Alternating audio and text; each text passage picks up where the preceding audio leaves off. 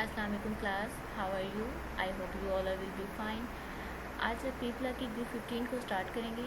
Right, हमने अपने पिछले फर्स्ट लेक्चर में जो है पीपला के ग्रुप 14 को कंप्लीट कर लिया था। कार्बन फैमिली हमने डिस्कस की थी। आज हम स्टार्ट करेंगे नाइट्रोजन फैमिली। ठीक है, नाइट्रोजन फैमिली को हम जो है आपको एक चीज़ बताऊँ मैं आपको, आपने पढ़ी भी होगी कि नाइट्रोजन फैमिली को निक्टोजन भी कहते हैं। ठीक है, निक्टोजन क्यों कहते हैं? ये जो है निक्टोजन का मतलब क्या होता है? निक्टोजन का मतलब होता है सफोकेटिंग। ठीक है, सफोकेशन काज करना, ये ग्रीक वर्ड है। ठीक है, इट मीन्स कि all element in this family suffocated, means कि जितने भी इसके अंदर एलिमेंट हैं वो सारे सफोकेटेड हैं, सफोकेशन काज करते हैं। ठीक है, अपने लेक्चर की तरफ आते हैं। अब नाइट्रोजन फैमिली जो है ग्रुप 15 एलिमेंट्स हैं। ठीक है, इसके अंदर जो है एलिमेंट्स कौन कौन से प्रेजेंट हैं? नाइट्रोजन है। ठीक है, सेकंड वन फास्फोरस है, आर्सेनिक है, एंटीमनी है और बिस्मिथ है। राइट, नाइट्रोजन जो है इसका एटॉमिक नंबर क्या होता है? 7 होता है। फास्फोरस का 15 होता है, आर्सेनिक का 33 होता है, एंटीमनी का 51 होता है और जो बिस्मिथ है उसका 83 होता है। अब फर्स्ट थिंग कि इनमें से मेटल्स कौन कौन से हैं, मेटलाइट्स कौन से हैं और नॉन मेटल्स कौन कौन से हैं।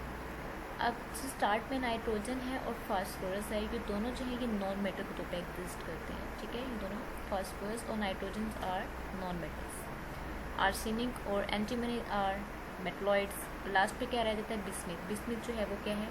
मेटल है। किसी भी ग्रुप में मेटलॉइड से जो नीचे होती हैं वो मेटल्स होती हैं और मेटलॉइड के जो ऊपर प्रेजेंट होती हैं वो नॉन मेटल्स होती हैं। इसी तरह आपने कार्बन फैमिली में डिस्कस किया था, कार्बन जो सिलिकॉन में नॉन मेटल्स हैं के तौर पर भी करते हैं। सिलिकॉन कार्बन एक नॉन मेटल है। ठीक है, और लास्ट वाले हमने कहा था टिन है, लेड है, ये जो है वो मेटल्स हैं।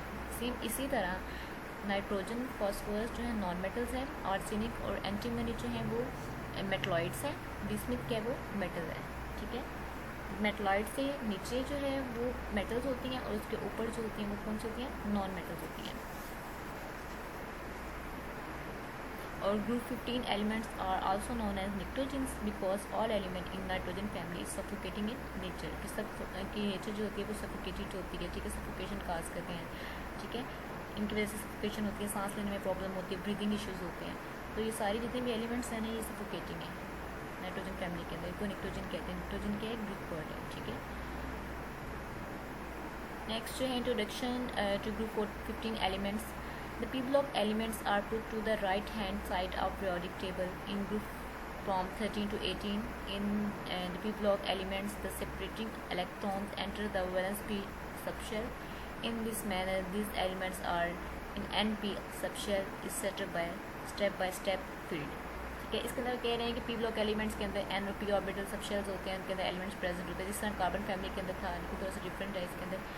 उसके अंदर NS2 NP2 इलेक्ट्रॉनिक कॉन्फ़िगरेशन थी ओवरऑल एलिमेंट्स की, कि S का ऑर्बिटल के अंदर 2 इलेक्ट्रॉन्स होते हैं और P के अंदर 2 होते हैं। लेकिन इसकी इलेक्ट्रॉनिक कॉन्फ़िगरेशन क्या है? ग्रुप 15 की NS2 और NP3 होते हैं, यानी S ऑर्बिटल्स के अंदर 2 इलेक्ट्रॉन्स होते हैं लेकिन P ऑर्बिटल में 3 इलेक्ट्रॉन प्रेजेंट होते हैं। अब इनको सेपरेटली देखते हैं। नाइट्रोजन जो है उसका एटॉमिक नंबर है 17। इसकी इलेक्ट्रॉनिक कॉन्फ़िगरेशन क्या होगी? हीलियम 2s2 2p3, यानी एस शेल के अंदर कितने हैं? 2 इलेक्ट्रॉन्स हैं और पी के अंदर 3 है। और हीलियम का क्या होता है? 2 होता है। तो 5 6 7 इलेक्ट्रॉन्स इसके कंप्लीट हो गए। और इसका ग्रुप कौन सा? 15 है। और इसका पीरियड कौन से, किस पीरियड से बिलोंग करता है? नाइट्रोजन सेकंड पीरियड से बिलोंग करता है। अगर इस तरह से आपको आसान मेथड ये है कि आप इनको एक ट्रिक के ज़रिए इसको याद कर सकते हैं इलेक्ट्रॉनिक कॉन्फ़िगरेशन को। अगर जो है नाइट्रोजन सेकंड पीरियड से बिलोंग करता है, इट मीन्स की इलेक्ट्रॉनिक कॉन्फ़िगरेशन क्या होगी? 2s तक की होगी, 2s2 2p3। ठीक है, देन फॉस्फोरस है। अब इसका एटॉमिक नंबर क्या होता है? 15 होता है। अब इसकी इलेक्ट्रॉनिक, ये इसका पीरियड कौन सा है? थर्ड पीरियड से बिलोंग करे, ग्रुप 15 और थर्ड पीरियड से बिलोंग करे फॉस्फोरस। अब फॉस्फोरस का थर्ड पीरियड से बिलोंग करे, it means 2s2 2p2 3s2 3p3, यानी 3 थर्ड पीरियड से बिलोंग करे। इट मीन्स कि 3 तक इसके अंदर जो है हम शेल्स को ऐड करेंगे। ठीक है, ये एक सिंपल ट्रिक है, आप लोगों को याद हो कि अगर आपको पीरियड को देखकर आप अंदाज़ा लगा सकते हैं। सेकंड पीरियड मीन्स कि इसकी इलेक्ट्रॉनिक कॉन्फ़िगरेशन बहुत शॉर्ट सी है, यानी 2s ऑर्बिटल 2p ऑर्बिटल पे ये कंप्लीट हो जाएगी। नेक्स्ट अगर थर्ड पीरियड से बिलोंग करे, इट मीन्स कि 2s है, 2p है, 3s 3p। थर्ड पीरियड से आई मीन 3 तक है बस, इससे आगे 4s 4p नहीं लिखेंगे क्योंकि थर्ड पीरियड से है तो थर्ड पीरियड तक इसकी इलेक्ट्रॉनिक कॉन्फ़िगरेशन कंप्लीट हो जाएगी, ठीक है। इसी तरह आर्सेनिक है, इसका एटॉमिक नंबर 33 होता है। इसकी इलेक्ट्रॉनिक कॉन्फ़िगरेशन क्या होती है, आर्गोन 3d10 4s2 4p3, यानी d ऑर्बिटल में 10 इलेक्ट्रॉन्स होते हैं, 4s में 2 होते हैं और 4p3 में जो है 3 इलेक्ट्रॉन्स होते हैं 4p में, ठीक है। ग्रुप कौन सा 50 है। अब इसका पीरियड 4 है, इट मीन्स 2s पीरियड भी आ गया, 2p भी आ गया, 3s भी आ गया, 3p भी आ गया, 3d भी आ गया, d में 10 है, देन 4s 4p3, यानी 4 तक इलेक्ट्रॉन्स आएंगे, 4p तक, यानी 4 पीरियड से बिलोंग करें, इट मीन्स इसकी इलेक्ट्रॉनिक कॉन्फ़िगरेशन 4 तक है, ठीक है। Next one is antimony. Antimony का जो एटॉमिक नंबर होता है वो 51 होता है।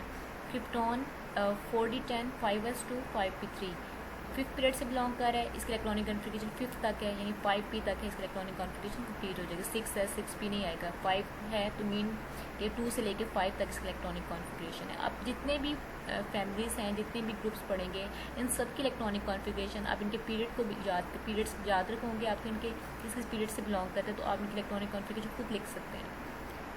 एक सिंपल सा ट्रिक है। बिस्मिथ है, बिस्मिथ की जो एटॉमिक नंबर कितना होता है 83 होता है, ठीक है। अब इसकी इलेक्ट्रॉनिक कॉन्फ़िगरेशन क्या होगी, xenon 4f14 5d10 6s2 6p3। अब बिस्मिथ जो है इलेक्ट्रॉनिक ऑब्वियसली इसका एटॉमिक नंबर ज़्यादा है, तो इट मीन इसमें f शेल भी आएंगे, d शेल भी आएंगे, d में 10 है, f में 14 है, तो 6 पीरियड से बिलोंग करे, इट मीन्स इसकी 6 तक इलेक्ट्रॉनिक कॉन्फ़िगरेशन है, 6s2 6p3। आपको इन शॉर्ट अगर MCQs में भी आ सकता है, ओवरऑल भी पूछा जा सकता है कि नाइट्रोजन फैमिली के अंदर कौन सी टाइप की इलेक्ट्रॉनिक कॉन्फ़िगरेशन होती है, लाइक NS2 होती है, NP2 होती है, NS2 NP3 होती है, इस तरह के MCQs भी आ सकते हैं। या आपको इन शॉर्ट इस तरह से भी आ सकता है कि नाइट्रोजन की इलेक्ट्रॉनिक कॉन्फ़िगरेशन क्या होती है, 2s2 2p3 ऑप्शन आ सकता है, 2s2 2p4 आ सकता है। इसी तरह फास्फोरस के बारे में MCQs आ सकते हैं, तो आपको इनकी लास्ट इलेक्ट्रॉनिक कॉन्फ़िगरेशन पता होनी चाहिए। 3s2 3p है, इट मीन्स 3rd पीरियड से बिलोंग कर रहा है, 4s 4p3 है, इट मीन्स 4th पीरियड से बिलोंग कर रहा है, 5s2 5p3 it means 5th period से बिलोंग कर रहा है, और अगर 6s और 6p3 it means 6th period से बिलोंग कर रहा है। आप लोगों को इनके पीरियड याद होने चाहिए, इनके पीरियड आपको याद होंगे, पीरियड नंबर्स याद होंगे, तो उसके अकॉर्डिंगली अब इसकी इलेक्ट्रॉनिक कॉन्फ़िगरेशन ईजीली जो है स्ट्रिक के साथ राइट कर सकते हैं, ठीक है। ये बहुत ईजी है, इसमें कोई मुश्किल नहीं है। हर फैमिली के हर ग्रुप के इलेक्ट्रॉनिक कॉन्फ़िगरेशन आप इस तरह से इनके पीरियड नंबर्स को याद करके इलेक्ट्रॉनिक कॉन्फ़िगरेशन को राइट कर सकते हैं, ठीक है।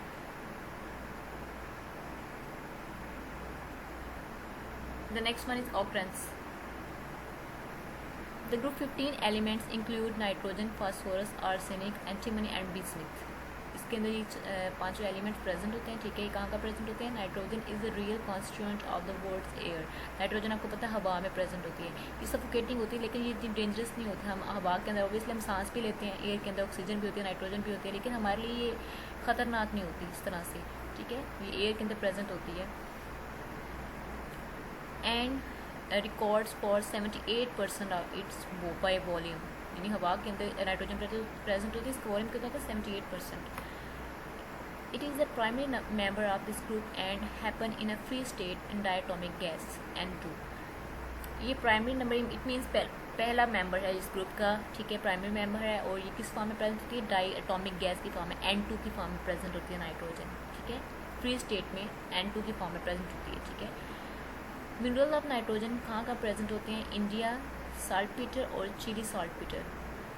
It is additionally found as fundamental constituent of proteins, nucleic acids, amino acids and catalyst. The following element in this group is the phosphorus. It is the 11th most copious element in the crust of Earth. In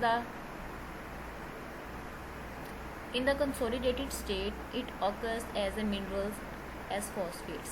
अब पहले बताया हुआ nitrogen कहाँ कहाँ present होती है, nitrogen जो है वो एयर में प्रेजेंट होती है, ठीक है। हमारी एयर के अंदर 78% नाइट्रोजन रिकॉर्ड की गई है, ठीक है। ये प्राइमरी मेंबर है इस ग्रुप का, और ये किस फॉर्म में प्रेजेंट होती है, डायटोमिक गैस की फॉर्म में प्रेजेंट होती है, N2 की फॉर्म में, ठीक है। अब इसके मिनरल्स कहाँ कहाँ पाए जाते हैं, इंडिया में पाए जाते हैं, चिली साल्टपेटर में पाए जाते हैं। उसके अलावा वो कह रहे हैं कि ये किस में प्रेजेंट होती है, फंडामेंटल कॉन्स्टिट्यूएंट इसका क्या है, प्रोटीन्स होगी, न्यूक्लिक एसिड हो गया जो आपकी डाइट में यूज़ कर रहे हैं, प्रोटीन्स आपको पता है। मीट के अंदर प्रोटीन्स होती है, चिकन के अंदर, मीट के अंदर जो खाते हैं गोश्त, दालें जो खाते हैं आप खाने में, उनके अंदर यूज़ होती हैं प्रोटीन्स। एग में होती है प्रोटीन्स, न्यूक्लिक एसिड्स हो गए, अमाइनो एसिड्स हो गए, जो कैटलिस्ट आप यूज़ होते हैं, उनका ये फंडामेंटल कॉन्स्टिट्यूएंट है, ठीक है। इसके अलावा क्या है, इसके और ग्रुप में फास्फोरस आ जाता है। फास्फोरस भी प्रेजेंट बहुत है, जो important 11th most important element है, ठीक है। ये सॉलिड स्टेट में प्रेजेंट होता है, और ये कुछ मिनरल फास्फेट्स प्रेजेंट होते हैं। For example, fluoroapatite, chloroapatite, and hydroxyapatite are a few. जो फ्लोरोएपेटाइट होता है ये एक सॉलिड होता है मिनरल, जो हार्ड क्रिस्टलाइन सॉलिड्स होते हैं ना ये होते हैं, तो इनकी ये मिनरल्स की फॉर्म में फास्फोरस प्रेजेंट है। क्लोरोएपेटाइट की फॉर्म में फ्लोरोएपेटाइट की फॉर्म में हाइड्रोपेटाइट की फॉर्म में जो है ये फास्फोरस जो है इन मिनरल्स की फॉर्म में प्रेजेंट होते हैं, ठीक है। Phosphorus is a fundamental constituent of animals and plant matter. Phosphate groups are constituents of nucleic acids, that is DNA and RNA. Around 60% of bones and teeth are made up of phosphates. Phosphoproteins are available in egg, yolk, milk and bone marrow. The rest of the elements of the group, that is arsenic, antimony and bismuth, mostly happens as sulfides.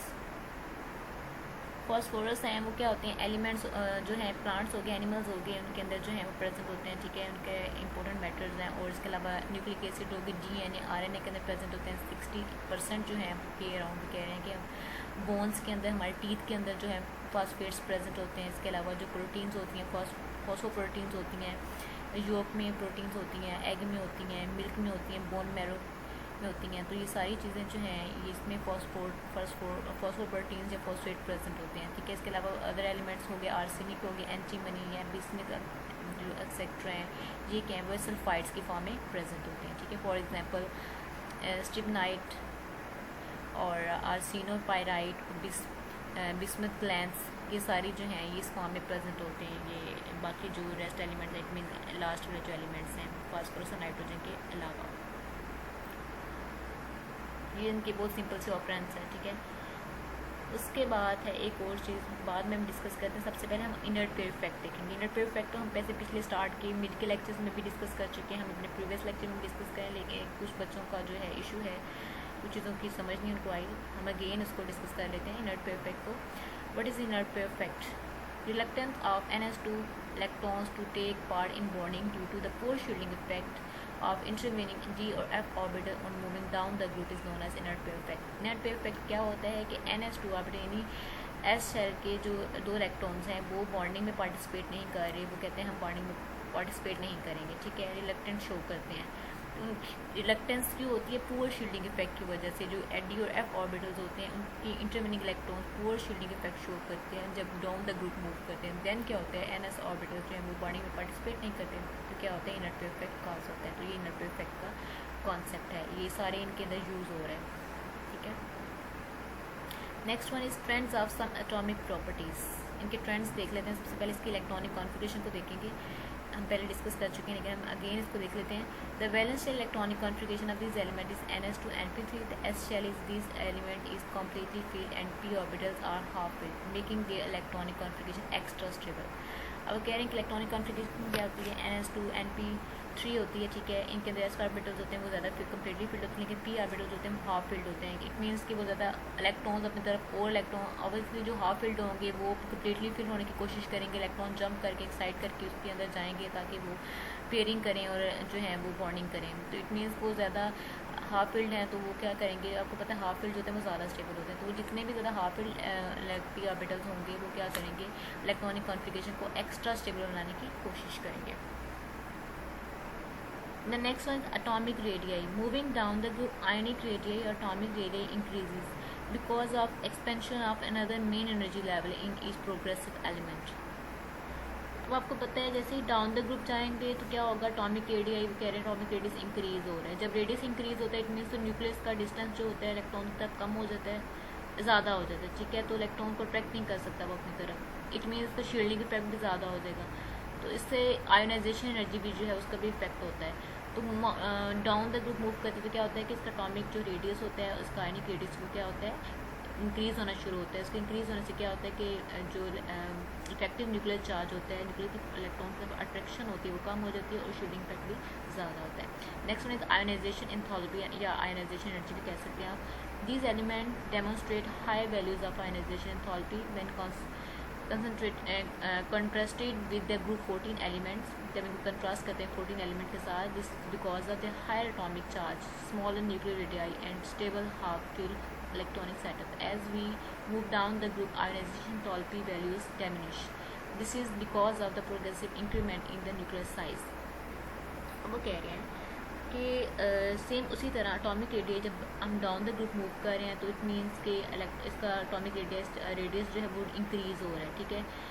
अगर atomic radius इसका obviously size increase होगा, इसका atomic number भी ज़्यादा हो रहा है, nitrogen का 7 है, जैसे नीचे जाएंगे वो ज़्यादा होता जाएगा, इसका मेटेलिक करेक्टर भी, यानी मेटेलिक करेक्टर भी इंक्रीज होगा, क्यों, जैसे नॉन मेटल्स हैं, मेटलॉइड्स आ गए टू मेटल आ गए, जिस तरह कार्बन का था सेम उसी तरह।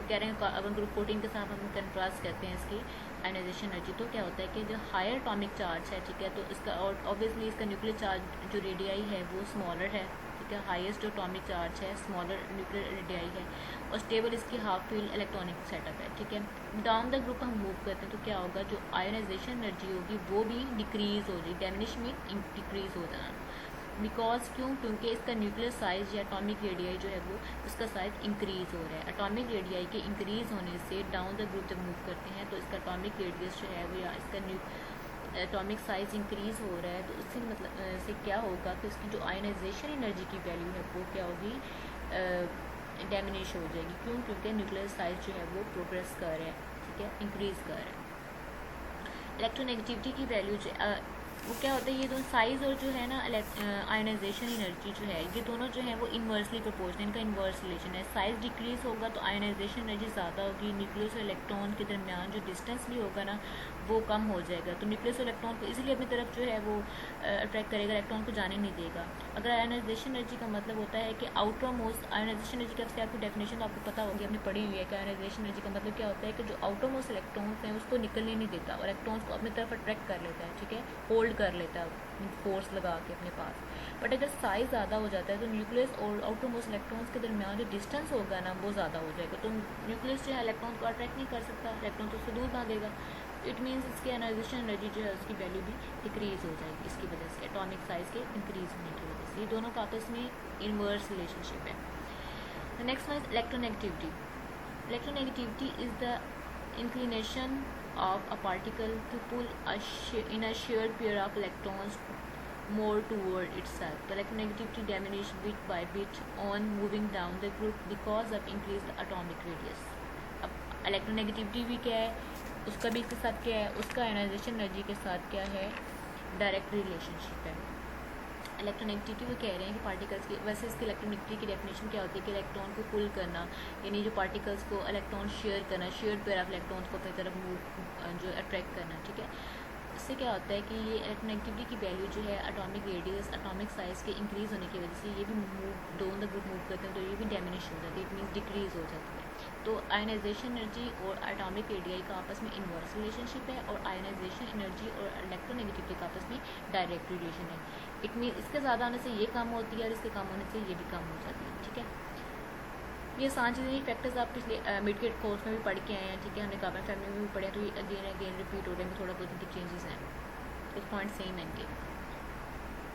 The next one is physical properties.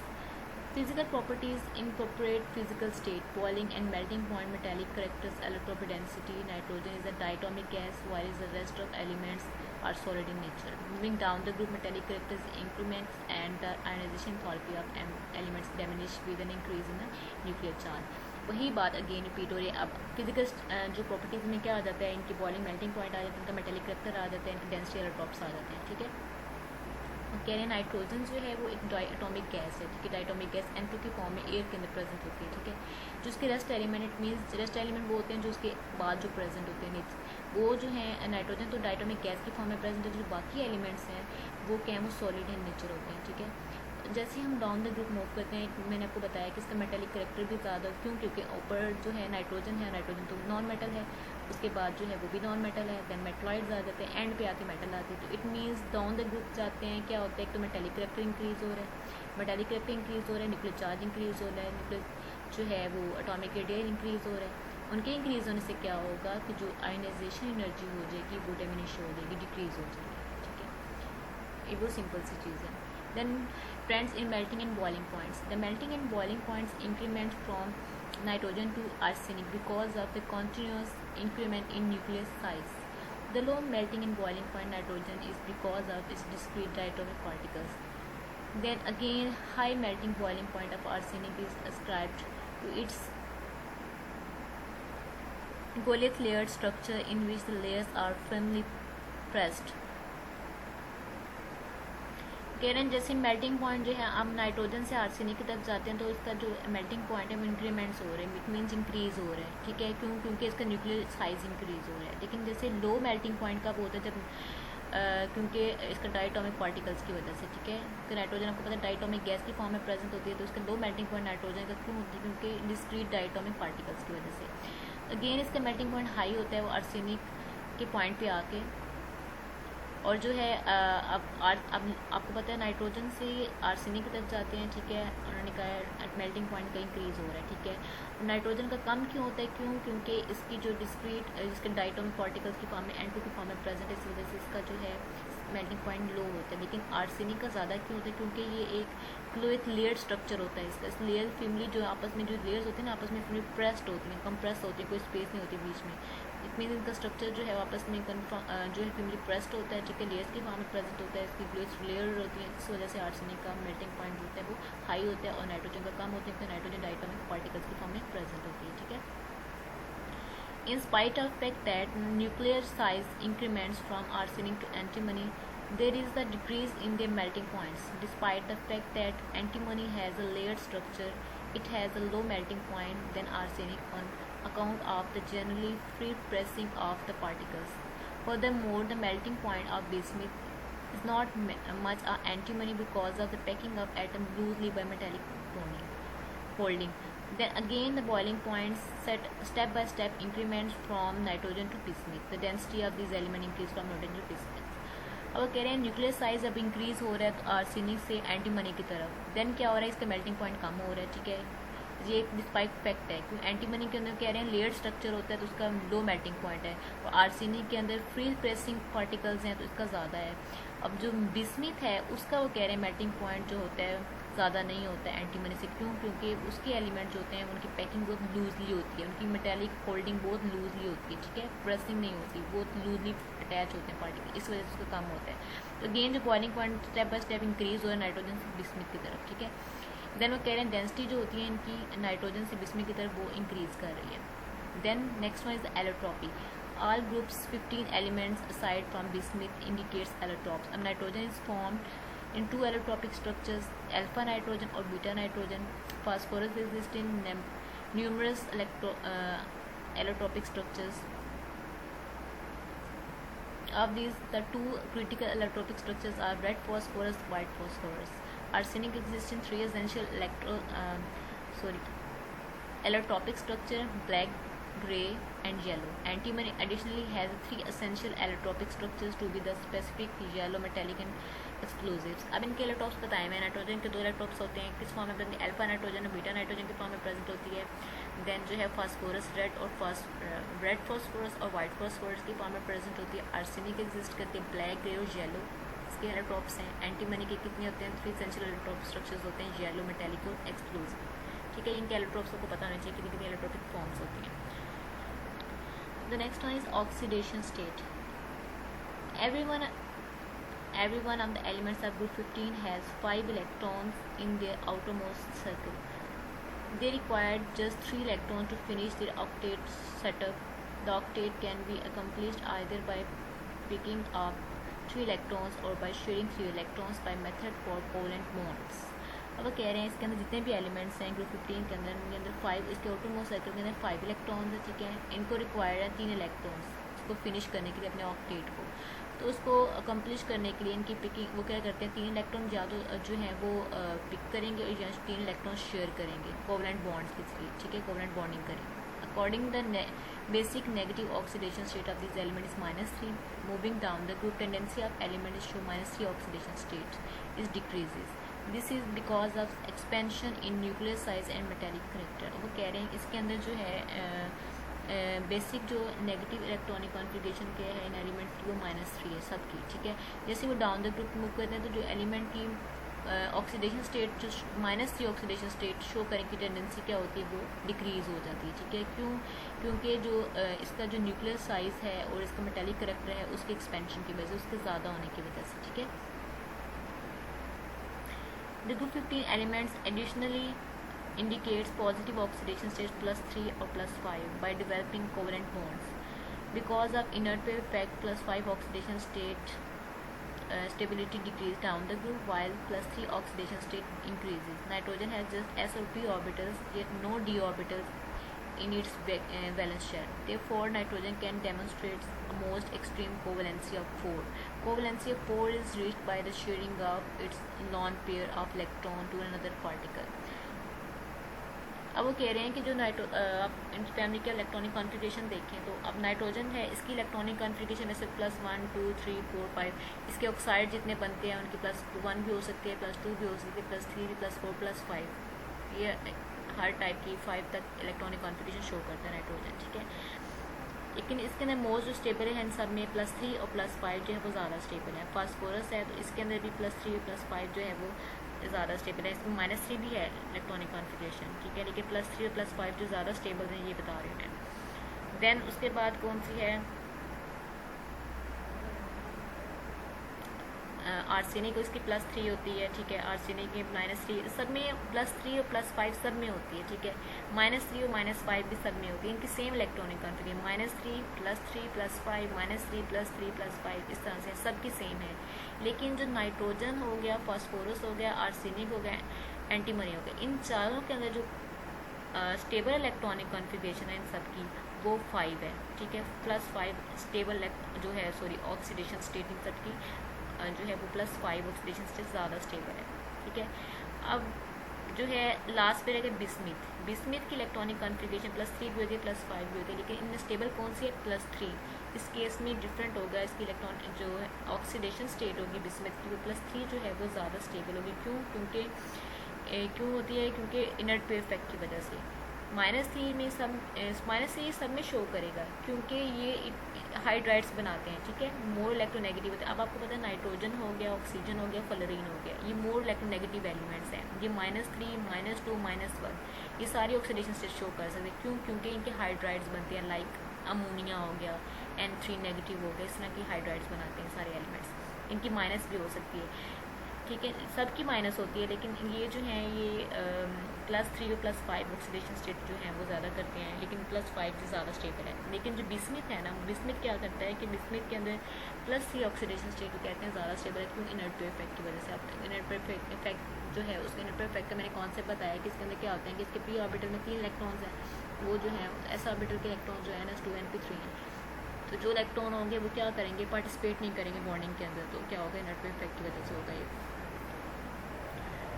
Phosphorus and the rest of the elements can display a covalency of 5 and most of extreme covalency, additionally called extended covalency of 6. This is conceivable as a result of the nearness of empty d orbital in the valence shell. Every one of the compounds of group 15 element which display +5 oxidation state are covalent. Nitrogen light, small size, high electronegativity, solid propensity to the shape pi bond, numerous bonds show different oxidation states -3 +5. अब वैसे nitrogen के बारे में कहते हैं कि nitrogen जो है वो कहते हैं कि वो 4 वैलेंसी शो करता है। क्यों, अब नाइट्रोजन बॉन्ड तो 3 बनाता है, आपको पता है, क्योंकि नाइट्रोजन के दरमियान तो 3 बॉन्ड्स बनते हैं, लेकिन उसके ऊपर एक लॉन पेयर होता है, वो लॉन पेयर भी किसी और पार्टिकल के साथ मिलकर 4 बॉन्ड बना रहे हैं नाइट्रोजन, तो इट मीन्स की कोवैलेंसी 4 है, ठीक है। तो उसके डी ऑर्बिटल जो होते हैं वो क्या होते हैं, कोई इसके अंदर डी ऑर्बिटल नाइट्रोजन के अंदर नहीं होती, क्योंकि इसके तीनों बॉन्ड बना रहे हैं, तो लोन पेयर है वो बॉन्डिंग में यूज़ होते हैं, तो कोई भी फ्री नहीं है। लेकिन जो बाकी हैं वो कह रहे हैं कि एलिमेंट हो गए, फास्फोरस हो गए, इसके अलावा जो एलिमेंट्स वो कह रहे हैं कि इनकी कोवैलेंसी 5 है, ठीक है, एक्सट्रीमली कोवैलेंसी 5 है इनकी, क्योंकि ये एक्सटेंड कर सकते हैं इसको, जो है 5 को 6 में एक्सटेंड कर लेते हैं कोवैलेंसी को, ठीक है, और कंसीवेबल होते हैं, ठीक है। अब इनके अंदर क्या, क्योंकि इनके डी ऑर्बिटल जो है वो नियरेस्ट जो है वो डी ऑर्बिटल के हैं वो एम्प्टी होते हैं, ठीक है। और क्या होता है इनके अंदर +5 ऑक्सीडेशन स्टेट जो है वो प्रेजेंट होती है, ठीक है, स्टेबल होती है इन सब के अंदर। अब नाइट्रोजन कह रहे हैं इनका साइज स्मॉल होता है, ठीक है, इसकी इलेक्ट्रोनेगेटिविटी ज़्यादा होती है, सोलिड में होता है, इसके पाई बॉन्ड जो होते हैं वो ज़्यादा न्यूमरस होता है, ठीक है, इसके अंदर भी ये -3 और +5 ऑक्सीडेशन स्टेट दोनों शो करते हैं। भाई एक और चीज़ है कि जो फास्फोरस आपको पता है, वैसे तो फास्फोरस 3 बॉन्ड बनाते हैं, मैंने आपको बताया है, लेकिन इसके जो 3 जो होते हैं वो क्या करते हैं, इलेक्ट्रॉन ऑक्साइड कर जो है इनके अंदर इलेक्ट्रॉन ऑक्साइड नहीं कर सकते, क्योंकि 7 इसके एटॉमिक नंबर होता है, इसके एस के अंदर 2 होते हैं, ठीक है, पी के अंदर 3 होते हैं, ठीक है, और 1 एस में होते हैं। इट मीन्स के 7 जो है कम्प्लीट है। तो जो इसमें जो इलेक्ट्रॉन्स होते हैं जो इसके अनपेड होते हैं पी के अंदर, वहाँ पे इलेक्ट्रॉन एक्साइड करके नहीं जा सकते, ठीक है। लॉन पेयर के होते हैं वो उसके अदर पार्टिकल के साथ एक बॉन्ड बना लेते हैं, 4 कोवेलेंसी शो करता है। लेकिन जो फास्फोरस होता है इसके केस में क्या होता है कि इसके डी ऑर्बिटल के अंदर जो है वो फ्री पड़ा होता है इसका फास्फोरस का। तो ये क्या होता है कि ये जो है इलेक्ट्रॉन्स को अपनी तरफ अट्रैक्ट करके उनकी जो है वो एक्साइड करके इलेक्ट्रॉन्स को पेयरिंग कर सकते हैं। Next one enormous properties.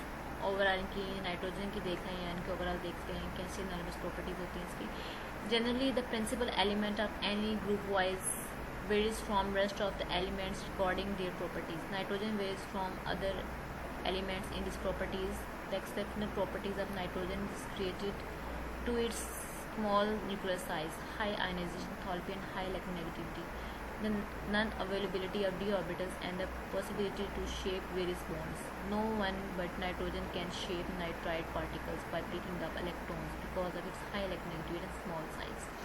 अब कह रहे हैं डिफरेंट एलिमेंट्स के जो हैं वो एलिमेंट्स जो प्रेजेंट होते हैं उनकी डिफरेंट प्रॉपर्टीज़ होती हैं, ठीक है। नाइट्रोजन के देखें हम कह रहे हैं कि इसमें क्या होता है, एक्सेप्शनल प्रॉपर्टीज़ हैं इसकी।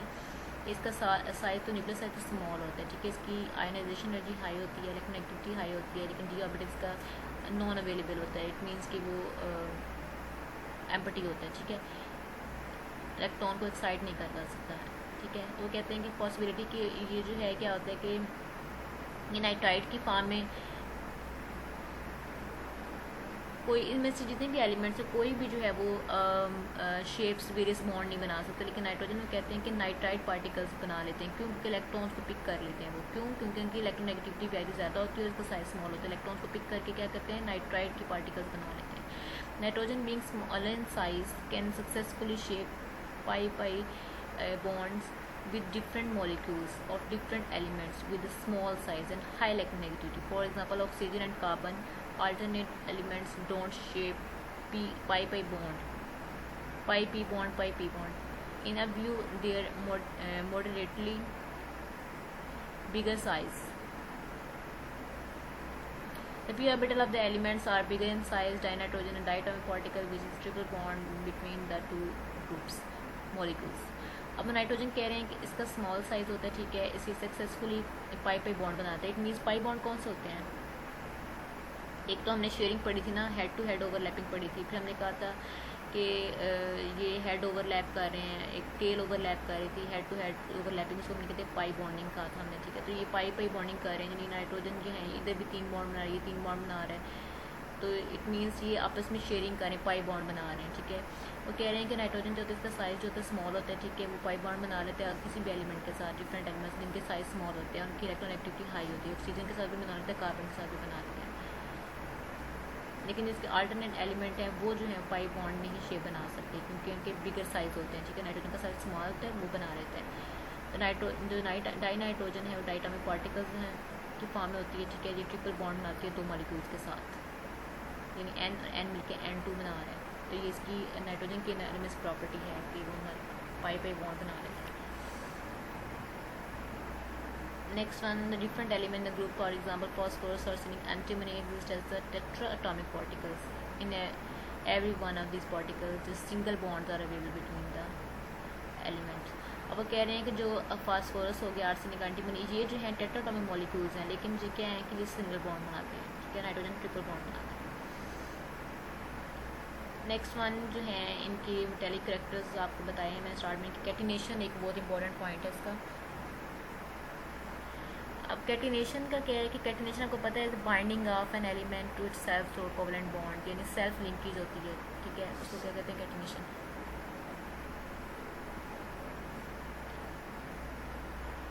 Bismuth in its elemental state shape metallic bonds, catenation inclination is less for nitrogen when contrasted with alternate elements of the group.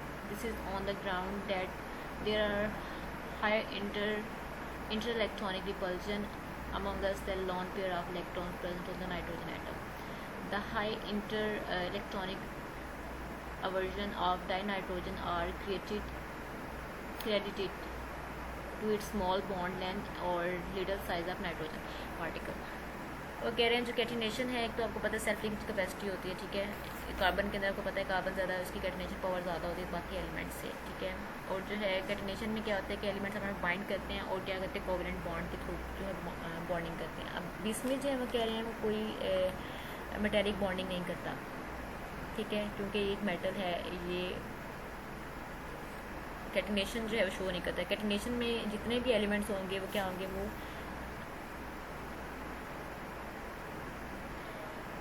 क्योंकि कैटिनेशन में जितने भी होते हैं वो सिंगल बॉन्डिंग करते हैं एटम, ठीक है।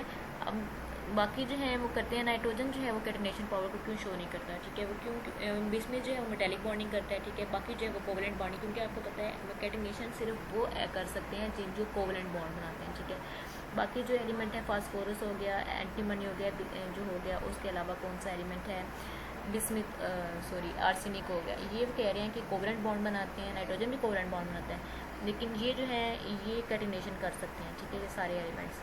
लेकिन जो बिस्मिथ है वो कैटिनेशन नहीं करता क्योंकि ये मेटेलिक बॉन्डिंग करता है। जो कोवेलेंट बॉन्ड होते हैं, कैटिनेशन के लिए एक प्रॉपर्टी है कि कोवेलेंट बॉन्ड होना चाहिए, दूसरा क्या होना चाहिए, कहते हैं कि ये एक है इसकी कि स्ट्रेंथ ऑफ जो सिंगल बॉन्ड है वो एटम की जो है वो सिंगल बॉन्ड होना चाहिए, ठीक है, यानी कैटिनेशन और strength of single bond directly proportional होने चाहिए।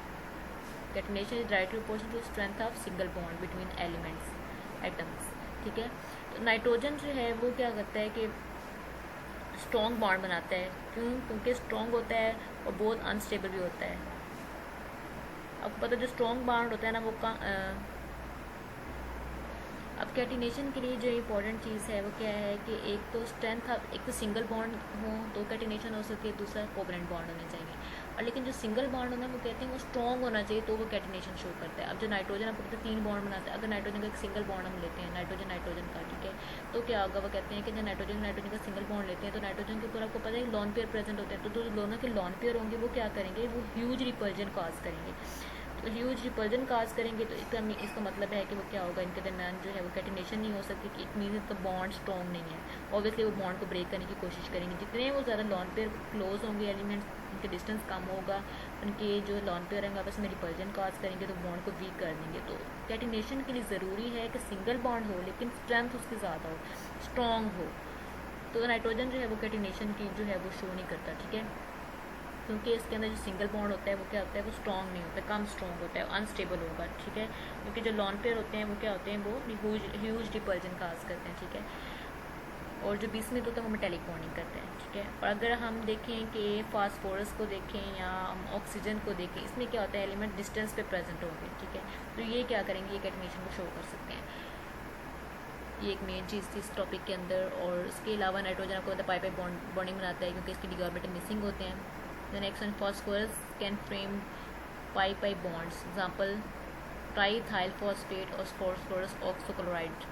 Due to the accessibility of empty d orbital in the rest of the elements of a group 15, they frames compounds. For example, triphenyl arsine or triethyl phosphine. Shape d pi bond with transition elements. Nitrogen तो P orbitals pi bond बना रहे हैं, इसमें D पाई orbitals बना रहे हैं, ठीक है, डी और पी। अब इसके अंदर क्या है, कुछ एलिमेंट जो हैं उनकी शेप उनकी बताई हुई है कि फास्फोरस डाईथाइल बनाते हैं, फास्फोरस ऑक्सोक्लोराइड बनाते हैं। Then next one is the chemical reactivity towards hydrogen. Hydrogen के साथ की रिएक्टिविटी किस तरह से होती है। अब जो ग्रुप 15 एलिमेंट्स हैं वो क्या होते हैं, वो किस तरह के बनाते हैं, फॉर अब कर लें, इसका फॉर्मूला EH3 है, 3 टाइप के हाइड्राइड्स बना रहे हैं, ठीक है। ई कैन बी एनी एलिमेंट, ई से हम कोई भी एलिमेंट कह सकते हैं, नाइट्रोजन कह सकते हैं, यानी नाइट्रोजन ई बना रहा है, ई कौन से नाइट्रोजन हाइड्राइड बना रहा है NH3, तो ये वो अमोनिया बना रहा है, इट मीन्स ये हाइड्राइड्स में से है, अमोनिया इसका हाइड्राइड हो गया। फिर वो HNO3 बना रहा है, ठीक है, नाइट्रिक एसिड बना रहा है, उसके अलावा NH4NO3 बना रहा है, तो वो भी इसका हाइड्राइड्स हैं, यानी हाइड्रोजन के साथ मिलकर जो बनाते हैं वो हाइड्राइड्स होते हैं। तो ई फॉर एग्जांपल हम फार्मूला लगा रहे हैं EH3, ई नाइट्रोजन भी हो सकता है, फास्फोरस भी हो सकता है, आर्सेनिक भी हो सकता है, बिस्मिथ भी हो सकता है, ठीक है। अब ये सारे रिएक्शन हाइड्रोजन के साथ कर सकते हैं। अब 2E प्लस 2 हाइड्रोजन क्या बनाएंगे 2EH3। ई में हम N भी लगा सकते हैं NH3 यानी हाइड्राइड बन गया। अब नाइट्रोजन को देखो N2 प्लस हाइड्रोजन क्या बना रहा है अमोनिया NH3। देन फास्फोरस और हाइड्रोजन क्या बना रहा है PH3 यानी फॉस्फीन बना रहा है। Then arsenic Sb plus hydrogen क्या बना रहा है SpH3 स्टिबाइन बना रहा है। और देन बिस्मिथ Sb और हाइड्रोजन ये क्या बना रहे हैं SpH3 यानी बिस्म्यूथीन बना रहे हैं। ठीक है, तो ये सारे एलिमेंट जो हैं हाइड्रोजन के साथ मिलकर हाइड्राइड्स बना सकते हैं। ठीक है, हाइड्राइड्स बहुत इंपॉर्टेंट है। ठीक है, इस तरह की आगे हम इनको डिटेल में भी पढ़ेंगे। देन स्टेबिलिटी आ गई। The inertness of hydrides decrease from ammonia to bismuth. This is on account of the fact that central element atom E increases in size down the group. With this increase in the central element size, E or hydrogen bond gets distinctly weaker, with the exception in size. Covering between the orbitals of E and hydrogen will not be powerful. This is the reason for the decrease in inertness of hydrides moving down the group. अब वो कह रहे हैं stability में क्या होता है, वो कहते हैं हम जैसे जैसे हम डाउन द ग्रुप मूव करते हैं, क्या करते हैं डाउन द ग्रुप का पता मूव करते हैं तो साइज़ इंक्रीज़ हो रहा है। साइज़ इंक्रीज़ होगा तो क्या होगा कि इसकी जो है थर्मल स्टेबिलिटी वो जो है वो डिक्रीज़ हो जाएगी। क्यों? क्योंकि इनकी ओवरलैपिंग जो होगी वो अच्छी नहीं होगी। तो जब जैसे ही हम इसको हीट प्रोवाइड करेंगे तो बॉन्ड वीक हो जाएगा और बॉन्ड जो है वो ब्रेक हो जाएगा इजीली। इसकी स्टेबिलिटी जो है हम डाउन द ग्रुप मूव करते हैं वो क्या होती है, वो डिक्रीज़ करती है क्योंकि साइज़ इंक्रीज़ हो रहा है। अब इनकी डिफरेंट की बताई हुई एनर्जी, जैसे नाइट्रोजन इसका एटॉमिक रेडियस 70 है, ये हाइड्राइड क्या बना रहा है अमोनिया NH3 बना रहा है और इसकी एंथैल्पी कितनी है 389 है। देन फास्फोरस है, तो डिफरेंट सबकी बताई हुई थर्मल स्टेबिलिटी। ठीक है, स्टेबिलिटी जो है वो डिक्रीज़ कर रही है डाउन द ग्रुप क्योंकि हाइड्राइड्स बन रहे हैं। ठीक है, और जो इसकी बॉन्ड डिसोसिएशन एनर्जी है वो भी क्या कर रही है, वो भी डिक्रीज़ कर रही है। क्यों? क्योंकि इसका साइज इंक्रीज़ हो रहा है। साइज़ इंक्रीज़ होगा ऑब्वियसली, जब इसको हम बॉन्ड अच्छा नहीं बनेगा, बेकार बनेगा। ठीक है, गुड नहीं बनेगा। जब बॉन्ड बेकार बनेगा, वीक बनेगा, तब इसको हीट करेंगे तो वो ब्रेक हो जाएगा। तो इट मीन्स इसकी थर्मल स्टेबिलिटी जो है वो डाउन द ग्रुप जो है क्या हो रही है, डिक्रीज़ हो रही है। किसके इंक्रीज़ होने से? एटॉमिक साइज के, एटॉमिक रेडियस के इंक्रीज़ होने से। Next one is reactivity toward oxygen. अब इनकी ऑक्सीजन के साथ कैसे कैसे रिएक्शन हैं हम इनको डिटेल में पढ़ेंगे। ऑक्सीजन के साथ मिलकर ऑक्साइड्स बनाते हैं। All this element form 2 types of oxide, E2O3, E2O5 यानी N2O3 बनाते हैं और N2O5 बना रहे हैं। नाइट्रोजन E से हम नाइट्रोजन कह रहे हैं, कोई एलिमेंट कह रहे हैं। The oxide in higher oxidation state of the element is the more acidic than that of lower oxidation state. वो कह रहे हैं जिनकी ऑक्सीडेशन स्टेट हाई होती है वो ज़्यादा एसिडिक होते हैं, जिनकी लो होती है वो कम होते हैं। Their acidic character decrease down the group. जैसे डाउन द ग्रुप मूव करते हैं कि एसिडिक करेक्टर डिक्रीज होना शुरू हो जाता है। ऑक्साइड कौन से बनते हैं? अब नाइट्रोजन है, ऑक्सीजन के साथ मिलकर क्या हीट अप करते हैं तो क्या बनते हैं 2NO बनता है। ठीक है, फास्फोरस है, इसको ऑक्सीजन के साथ रिएक्ट करें तो क्या बनेगा 2P4O10 बनेगा। तो ये नाइट्रोजन और ये मिलकर ऑक्साइड बना रहे हैं। आगे हम इनके स्ट्रक्चर भी डिस्कस करेंगे। Next one reacted toward halogens. Halogens के साथ भी सारे रिएक्शन कर रहे हैं। These elements react to form 2 series of halides. EX3 बना रहे हैं, EX5 यानी हैलोजेंस कोई भी ले लो, फ्लोरीन ले लो, ठीक है, या क्लोरीन ले लो, तो इन सबके साथ रिएक्शन कर रहे हैं। Nitrogen does not form pentahalides. Pentahalides are more covalent and trihalides. वो क्या है, नाइट्रोजन जो है वो सारे बना लेकिन पेंटाहेलाइड बनाते हैं क्योंकि वो ज़्यादा कोवलेंट जो होता है देन ट्राइहेलाइड से। All trihalides of these elements except those of nitrogen are stable. In case of nitrogen only NF3 is known as stable. अब ये हैलोजेंस के साथ भी रिएक्शन कर सकते हैं। ठीक है, डिफरेंट हैलोजेंस के साथ रिएक्शन फास्फोरस क्लोरीन के साथ मिलकर PCl3 बना रहे हैं। ठीक है, PCl5 जो है फास्फोरस के साथ मिलकर PCl5 PCl3 बना रहे हैं। यानी सब आपस में क्लोरीन के साथ रिएक्ट कर सकते हैं। नाइट्रोजन जो है वो ट्राई बना सकता है लेकिन पेंटाहेलाइड नहीं बना सकता। देन इनकी reactivity toward metals and different metal के साथ रिएक्शन करके जो है वो बाइंडिंग कंपाउंड्स बनाते हैं। इनकी ऑक्सीडेशन स्टेट -3 होती है। ठीक है, कैल्शियम नाइट्राइड बनाते हैं, कैल्शियम फॉस्फाइड बना रहे हैं, सोडियम आर्सेनाइड बना रहे हैं, जिंक एंटीमोनाइड बना रहे हैं, इसके अलावा मैग्नीशियम बिस्मुथाइड बना रहे हैं। ये डिफरेंट कंपाउंड्स जो है मेटल के साथ मिलकर बना सकते हैं। ये बहुत ईजी चीज़ें आपने देख लेनी है इनको, बस आपको पता नहीं जिनकी रिएक्टिविटी कैसे कैसे हो रही है। देन इनको ओवरऑल देखें कि ऑक्साइड कौन कौन से एलिमेंट्स के बने हैं। नाइट्रोजन जो है वो N2O भी बना रहा है, NO बनाता है, N2O3 बना रहा है, NO2 बना रहा है, N2O4 बना रहा है, N2O5 बना रहा है। ये नाइट्रोजन जो है वो ऑक्सीजन के साथ मिलकर ये सारी चीज़ें बना सकता है, ये सारे ऑक्साइड्स बना रहे हैं। ऑक्साइड कैसे बनते हैं? नाइट्रोजन जो ऑक्सीजन के साथ रिएक्शन करता है।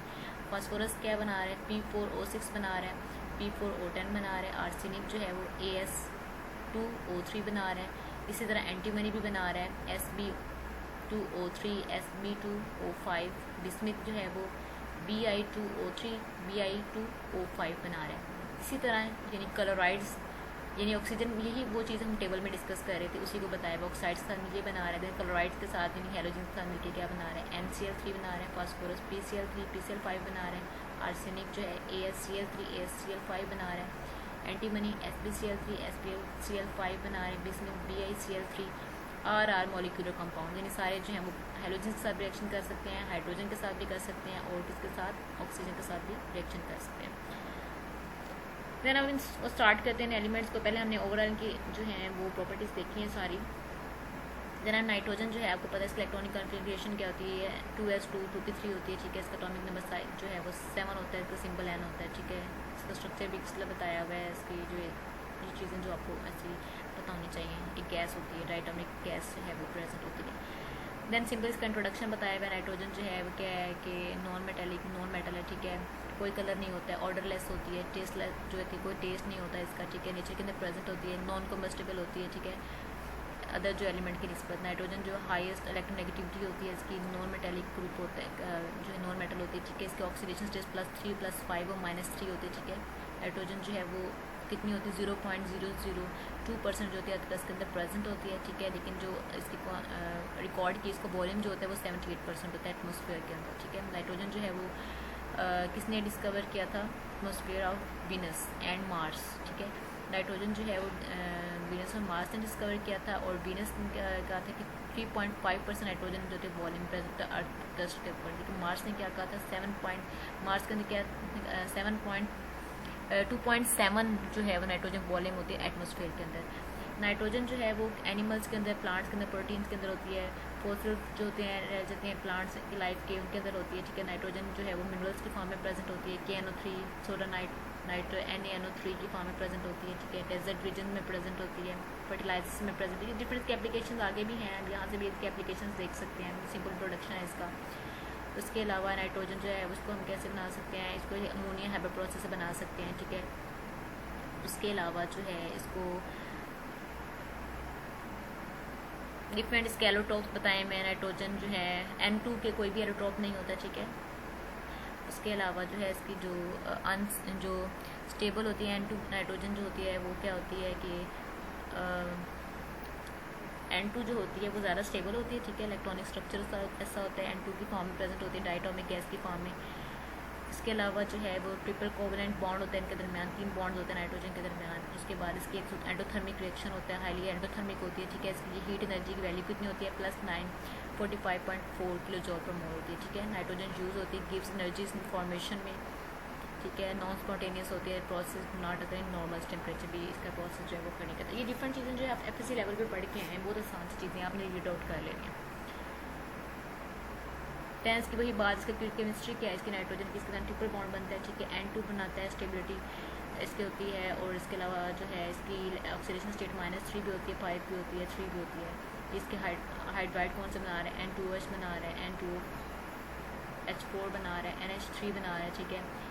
N2OH की जो है वो NH2OH की ऑक्सीडेशन स्टेट -1 होती है, N2H4 की -2 ऑक्सीडेशन स्टेट होती है, अमोनिया की -3 होती है। सेम इसी तरह मैनी रिएक्शंस इसके जो हैं एंडोथर्मिक होते हैं, इसके एंडोथर्मिक रिएक्शंस है, नाइट्रोजन ऑक्सीजन के साथ रिएक्ट करके 2NO बनाती है। इसकी वैल्यू बताई हुई एनर्जी की कितनी होती है? एंडोथर्मिक वैल्यू क्या होती है? ΔH = 180 kJ/mol।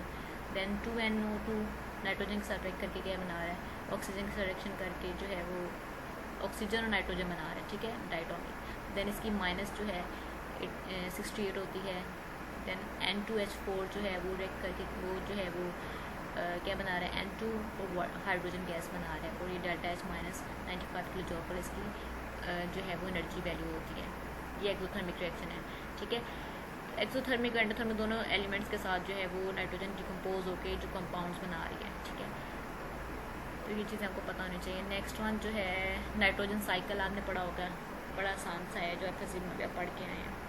नाइट्रोजन फिक्सेशन क्या होती है? Process of transformation of nitrogen to nitrogen containing compound, यानी ट्रांसफॉर्म नाइट्रोजन को इसके नाइट्रोजन कंटेनिंग कंपाउंड के अंदर ट्रांसफॉर्म करना, ठीक है। ये इस प्रोसेस को क्या कहते हैं? N2 को, इसको नाइट्रोजन फिक्सेशन, नाइट्रोजन साइकिल भी कहते हैं, ठीक है। एटमॉस्फेरिक फिक्सेशन जो है इसका रिएक्शन है वही पीछे हम पढ़ के आए हैं, वही रिएक्शन है। N2 जो है ऑक्सीजन का सर्वेक्ट करके, गैस का सर्वेक्ट करके 2NO बनाती है, ठीक है। इसकी वैल्यू कितनी होती है? 180 के जॉब पर मोल। देन ऑक्सीजन का सर्वेक्ट करके 2NO2 बनाती है। देन 3NO2 जो है वाटर के साथ रिएक्शन करता है, हाइड्रोलाइज होकर HNO3 यानी नाइट्रिक एसिड बनाता है, NO बनाता है, और उसके बाद इसकी जो वैल्यू होती है -140 किलो जॉब पर मोल होती है। देन बायोलॉजिकल नाइट्रोजन फिक्सेशन है, इसका साइकिल है कि फिक्सेशन क्या होती है? Fixation of atmospheric nitrogen by bacteria living in soil and water, some live in root nodules, plants such as ल्यूगुमेंस plants होते हैं, अल्फाल्फा होते हैं, रूट नोड्यूल्स जो होते हैं प्लांट्स के अंदर जो प्लांट प्रेजेंट होते हैं। Nitrogen fixing bacteria they benefit directly from these bacteria. Other plant benefit when the bacteria die and release absorbed from the nitrogen NH3, NH4, NO3 to the soil. अब nitrogen cycle किस तरह work कर रहा है? Firstly क्या होगा? Nitrogen जो होगी एटमॉस्फेरिक नाइट्रोजन वो किस में रिड्यूस हो जाती है? अमोनिया के अंदर। देन बैक्टीरियल सेल्स होते हैं, इन bacterial cells NH3 become NH4 positive, oxidized into NO2 negative, then into NO3 negative. NH3, NH4 positive and NO3 negative can be released into the surrounding water and soil, become available to the plants. Denitrifying bacteria in a soil change into NO3 negative back to NO2 negative, NH3 and finally N2 to complete the biological nitrogen cycle. अब होता है क्या इस process में? These nitrogen compounds move through the soil and the plants use these nitrogen compounds to make proteins and other complexes. Nitrogen compounds, animal eat these plants and these animal eats another animals waste are reached into the nitrogen compound which are converted back into the ammonia by soil bacteria. These bacteria also convert the nitrogen compound into the ammonia during the decay of the dead animals and plants. Other bacteria completing the cycles. अब इसमें यही चीज़ है कि जैसे nitrogen cycle आपको अब हम इसको डिस्कस करते हैं अपने वर्ड में। होता क्या है? आपको इसकी डेफिनेशन से पता होनी चाहिए। सिंपल सी है कि नाइट्रोजन साइकिल क्या होता है? Nitrogen cycle is a complex series of reactions. अब इसकी सिंपल डेफिनेशन आपको पता होनी चाहिए कि नाइट्रोजन क्या होती है, कि नाइट्रोजन साइकिल क्या होता है। Nitrogen cycle is a complex series of reaction by which nitrogen is slowly but continually recycled in the atmosphere, lithosphere, hydrosphere. In the other word, the sequence of a process by which nitrogen is made available to the living organisms eventually returned into the atmosphere in the form of N2 is called nitrogen cycle. ये nitrogen जो है वो living organisms हो गए, animals हो गए, plants सब के लिए बहुत इंपॉर्टेंट है, उनकी ग्रोथ के लिए बहुत ज़रूरी है, ठीक है। हम इसको फ्री जो है वो यूटिलाइज़ नहीं कर सकते नाइट्रोजन को, ठीक है। इसको हम सप्लाई करते हैं नाइट्रोजन कंपाउंड्स के अंदर से जो हम लेते हैं, ठीक है। नाइट्रोजन जो है फाउंड होती है मैनी कंपाउंड्स के अंदर, वाइटल जो है वो इंक्लूडिंग प्रोटीन्स हो गया, न्यूक्लिक एसिड्स हो गए, वाइटामिन्स हो गए, हार्मोन्स एक्सेट्रा, ठीक है। अर्थ के अंदर भी जो अवेलेबल होती है नाइट्रोजन, ठीक है, प्रेजेंट होती है गैस की फॉर्म में, N2 में की फॉर्म में, एटमॉस्फेयर में प्रेजेंट होती है। जो नाइट्रोजन होती है, आपको फर्स्ट चीज़ पता है कि नाइट्रोजन हमारे एटमॉस्फेयर के अंदर कितनी होती है? 78% होती है, ठीक है। एटमॉस्फेयर के अंदर 78% नाइट्रोजन प्रेजेंट है, ठीक है। और जो है वो सॉइल के अंदर जो वो है उस नाइट्रोजन को अपनी तरफ जो है वो अंदर जज़ब कर लेता है, अपने अंदर अब्जॉर्ब कर लेता है उस नाइट्रोजन को, ठीक है। अब जो प्लांट्स होते हैं, एनिमल जो होते हैं, वो अपनी खुराक जो है अपनी जो है नाइट्रोजन कहाँ से लेते हैं? सॉइल के अंदर से लेते हैं। अब सॉइल के अंदर क्या होता है कि एनिमल्स जो हैं वो डिके होते हैं, प्लांट डिके भी प्रेजेंट होते हैं और डिनाइट्रीफाइंग बैक्टीरिया प्रेजेंट होते हैं सॉइल के अंदर, ठीक है। एक तरफ एटमॉस्फेयर है, एक तरफ सॉइल है, ठीक है। सॉइल के अंदर क्या है? 78% नाइट्रोजन प्रेजेंट है, ठीक है। और दूसरी तरफ क्या है? सॉइल प्रेजेंट है, जिसके अंदर क्या है? एनिमल डिके या डिनाइट्रीफाइंग बैक्टीरिया प्रेजेंट है। अब जो एटमॉस्फेयर में नाइट्रोजन होती है, इसकी क्या होती है? फिक्सेशन होती है, ठीक है। तो ये क्या होगी? इस जो नाइट्रोजन होगी एटमॉस्फेरिक नाइट्रोजन, इसकी फिक्सेशन होगी। अब जब इसकी फिक्सेशन होती है तो ये जो है उसके बाद क्या होता है कि इसके जो रूट नोड्यूल्स होते हैं उसके अंदर नाइट्रोजन फिक्सेशन बैक्टीरिया प्रेजेंट होते हैं, डिनाइट्रीफाइंग जो है बैक्टीरिया प्रेजेंट होते हैं। अब ये जो इसकी जो थी रूट नोड्यूल्स की जो है वो फिक्सेशन हुई है रूट नोड्यूल्स के अंदर, जो बैक्टीरिया की फिक्सेशन हुई है उसकी क्या होगी, फिक्सेशन नाइट्रोजन की फिक्सेशन किस में होगी, अमोनिया के अंदर, अमोनियम नाइट्रेट में, अमोनिया के अंदर फिक्सेशन होगी नाइट्रोजन की जो एटमोसफेयर में प्रेजेंट होती है। अब जो सॉइल के अंदर जो प्रेजेंट होती है नाइट्रोजन, उसके अंदर क्या होते हैं, नाइट्रोफाइम बैक्टीरिया होते हैं, ये क्या करते हैं कि इसको जो प्रोटीन्स होती हैं ये डिकम्पोज होते हैं, डिकम्पोज करते हैं चीज़ों को, ठीक है। प्रोटीन्स हो गए, अमाइनो एसिड्स हो गए, उनको डिकम्पोज कर देते हैं, इनको डिकम्पोज करके क्या बना देते हैं, अमोनिया बना देते हैं, NH3, और अमोनियम आयन NH4 पॉजिटिव जो है वो उसमें चेंज हो जाते हैं। अब जो इधर से जो एटमॉस्फेरिक अमोनिया बनी है, ठीक है, एक तो, और एक जो है वो सॉइल के अंदर अमोनिया है, ठीक है, अमोनियम नाइट्रेट के आयन्स हैं, ये दोनों, इन दोनों पे जो है एक्ट करेगा नाइट्रोफाइन बैक्टीरिया। फिर ये दोनों डिकम्पोज होती है सॉइल के अंदर, जो सेप्रोबायोटिक बैक्टीरिया के डिकम्पोज होने से बना था अमोनिया, अमोनियम आयन, और दूसरी जो है वो एटमॉस्फेयर के अंदर मैंने कहा था कि अमोनिया गैस बने, ठीक है। ये दोनों जो है इन दोनों की एटमॉस्फेरिक अमोनिया हो गई, या जो है सॉइल के अंदर से जो अमोनिया हो रही है डिकम्पोज होने से बनती है, इन दोनों के ऊपर जो है वो नाइट्रीफाइंग बैक्टीरिया जो है वो एक्ट करते हैं, ठीक है। ये जो प्रोसेस होता है अमोनिया और ये इनकी फिक्सेशन होती है, नाइट्रीफाइंग बैक्टीरिया दोनों पे एक्ट करते हैं, तो इस सारे प्रोसेस को हम अमोनिफिकेशन कहते हैं, ठीक है। और इसकी किस वजह से बनता है अमोनिया, और अमोनियम आयन किस वजह से बनता है, प्रोटीन्स और अमाइनो एसिड की जो है वो डिकम्पोजिशन से अमोनिया और अमोनियम आयन बनता है। ये सारे प्रोसेस को कहते हैं अमोनिफिकेशन कहते हैं इस प्रोसेस को। अब अमोनियम आयन बने हैं नाइट्रीफाइन बैक्टीरिया के एक्ट करने से, अमोनिया और जो अमोनियम आयन बना और डी नाइट्रीफाइन बैक्टीरिया को एक्ट करके क्या बनाएंगे, नाइट्राइट्स बनाएंगे और नाइट्रेट NO3 ठीक है बनाएंगे। अब जो NO3 हैं वो क्या होगी, उनकी सेमिनेशन होगी, ठीक है। दो तरह से इसकी सेमिनेशन होगी, एक तो वो रूट्स की फॉर्म में होगी, रूट्स में जाकर क्या बनाएंगे, रूट्स में सेमिनेट होकर क्या बनाएंगे, अमोनिया बनाएंगे, ठीक है। और दूसरी किस तरह से होगी, यानी जो नाइट्रेट्स हैं वो क्या होगा, एक अकेले में बता देती हूँ, सॉइल में जाएंगे, सॉइल के लिए वो रूट्स में एंटर होंगे, एंड रूट्स में एंटर होकर क्या करेंगे, अमोनियम बनाएंगे, अमोनियम, ठीक है। इस तरह इसकी रिसाइकलिंग होती है और अभी ये अमोनिया बन जाती है, एटमॉस्फेयर में अमोनिया है, ठीक है, सॉइल के अंदर अमोनिया है, सॉरी नाइट्रोजन है, दोनों जो है उनकी फिक्सेशन होती है, फिक्सेशन होने के बाद उनसे अमोनियम नाइट्रेट अमोनियम आयन बनते हैं, अमोनियम नाइट्रेट अमोनियम आयन जो है वो क्या होते हैं, उनकी फिक्सेशन होती है, ठीक है। पर उसमें क्या होता है कि नाइट्रोफाइन बैक्टीरिया होते हैं डिकम्पोज करते हैं प्रोटीन और अमाइनो एसिड डिकम्पोज होने से नाइट्रोफाइन बैक्टीरिया क्या करते हैं, अमोनिया सॉइल वाली अमोनिया को और जो एटमॉस्फेयर वाली अमोनिया को दोनों को पे एक्ट करते हैं, दोनों पे एक्ट करने के बाद नाइट्रेट्स बनाते हैं, नाइट्राइट्स बनाते हैं, NO3 नेगेटिव, ये वाला NO3 नेगेटिव को रिलीज करते हैं। देन ये NO3 नेगेटिव क्या करते हैं, ये सिमुलेशन करते हैं, सिमुलेशन एक दो तरह से सिमुलेशन करते हैं, डिप्लीशन कहते हैं, दूसरे में क्या करते हैं, ये सॉइल में जाते हैं, सॉइल के लिए रूट्स में जाते हैं, रूट्स में जाती है अमोनियम आयन बनाने, तो इस तरह से ये नाइट्रोजन साइकिल जो है बार बार रिपीट हो रहा है। अमोनिया बना, अमोनिया के बाद ammonium ion, ammonium ion, ammonium nitrate, then फिर सॉइल के अंदर जाएंगे, देन क्या करेंगे, फिर रूट्स में जाके अमोनिया बना देंगे। तो इस तरह से इसकी जो साइकिल जो है वो चलता रहता है। बाकी चीज़ें जो हैं हम इसकी ऑक्साइड्स हो गए, इसके ऑक्सीडेटिव यूजेस और बाकी चीज़ें जो हैं इसके हाइलाइट्स वगैरह हाइड्राइड्स वगैरह अपने नेक्स्ट लेक्चर में डिस्कस करेंगे।